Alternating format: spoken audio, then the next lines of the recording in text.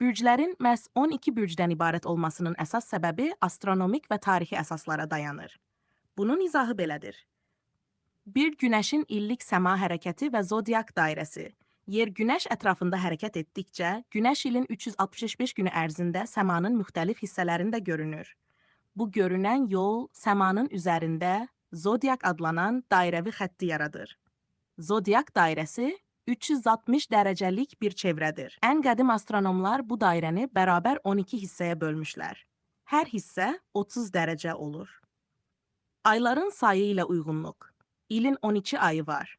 Hər ay təxminən bir bürclə uyğun gəlir. Bu da bürc sisteminin 12-yə bölünməsini praktiki və təqvim baxımından əlverişli etmişdir. Qədim insanlar təbiət ritmlərini əkin, fəsil, ov və s. ayın və fəsillərin dəyişimi ilə əlaqələndirirdilər. Bu da bürclərin 12 olmasını dəstəklədi.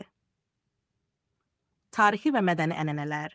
Babillər, Yunanlar və digər qədim sivilizasiyalar göyü müşahidə edərək ən nəzərə çarpacaq 12 bürcü seçmiş və mifoloji adlarla adlandırmışlar.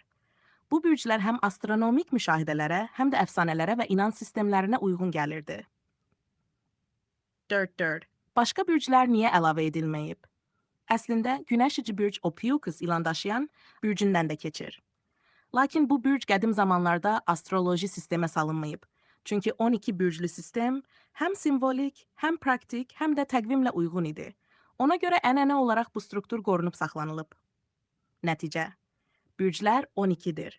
Çünki zodiak çevrəsi 360 dərəcədir və 12 bərabər hissəyə bölünüb. İldə 12 ay var. Tarixi ənənələr və müşahidələr bu quruluşu qəbul edib və əsrlərdir davam etdirilib. Əgər istəsən, bu 12 bürcün hər birinin